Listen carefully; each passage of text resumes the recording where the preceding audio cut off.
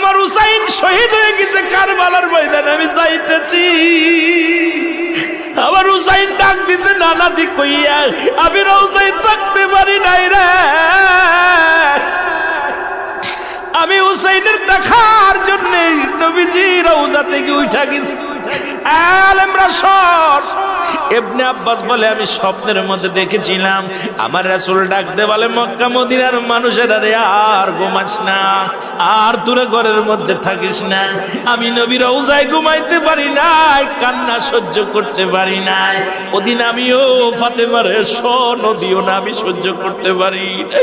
আমার হুসাইন যখন ডাক দিয়েছিল না নাজিয়া মুহাম্মাদ মুহাম্মাদান করে যেদিন ডাক দিয়েছিল রে, সেদিন আমি নবী রওজা থেকে পাগলের মতো উঠে কারবালা পর্যন্ত চলে গিয়েছিলাম।